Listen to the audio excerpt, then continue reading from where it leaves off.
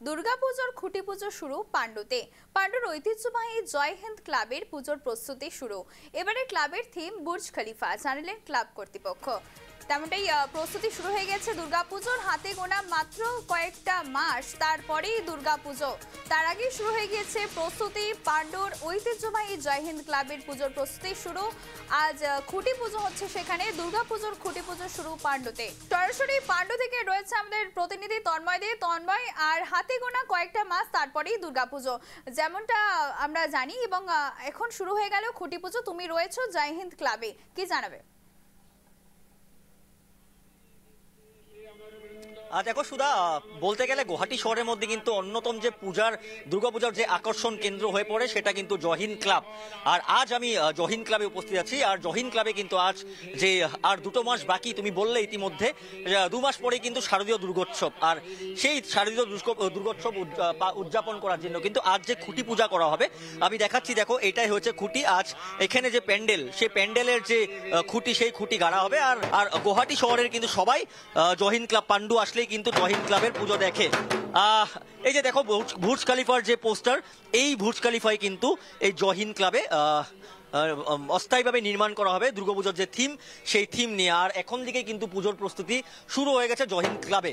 আর এই মুহূর্তে তুমি দেখছো এইভাবে যারা স্থানীয় আছেন তারা কিন্তু সবাই এখানে এসে উপস্থিত হয়েছেন। আমি ওনাদের সাথে আমি কথা বলার চেষ্টা করব।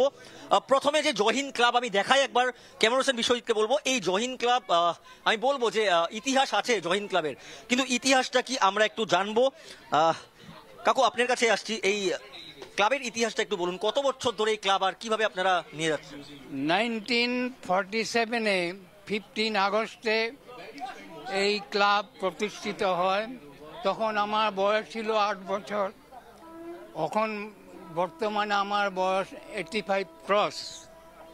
তখন থেকে দেখে আসছি যে এই ক্লাবের দুর্গাপূজা খুব ধুমধাম সহিত পূজা করা হতো। তখন কিন্তু বাইরের যে ডেকোরেশন, যেটা সাজসজ্জা কম ছিল, কিন্তু মায়ের মূর্তিটা খুব সুন্দরভাবে করা হতো। কমিটির যারা আছেন আমি জিজ্ঞেস করবো যে কত ফুটের হবে বুর্জ খলিফাটা?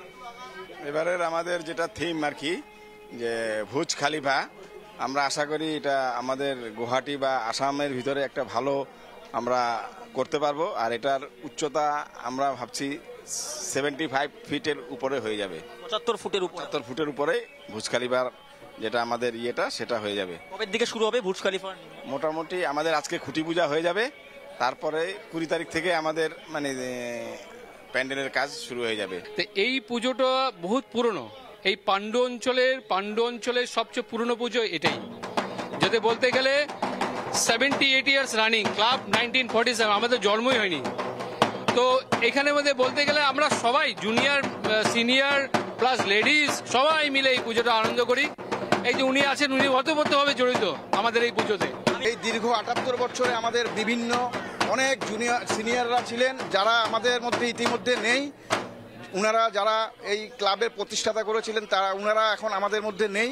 এখন আমাদের পরবর্তী জেনারেশনে এখন অন্যান্য আরও জুনিয়ররা আছে। এখন আজকের দিনে আমরা যে আজকে খুঁটি পুজো করব, তার জন্য আজকে এই জুনিয়ররা ওরা আজকে বিগত 3 বছর ধরে আমাদের এই জয়েন্ট ক্লাবের পূজাকে অনেক উপরে উঠিয়ে নিয়ে গেছে। কতদিন ধরে এই প্রস্তুতি চলছে? এটা চলছে 3 মাস ধরে তো চলছেই। আমরা আজকে থেকে আরো প্রস্তুতি স্টার্ট করে দিয়েছি। খুঁটি পূজা করবো আজকে। নিউ কলোনি জয়েন্ট ক্লাবের তরফ থেকে আমরা খুঁটি পূজা করছি আজকে। আর আমরা এবার থিম আছে বুর্জ খলিফা বানাবো।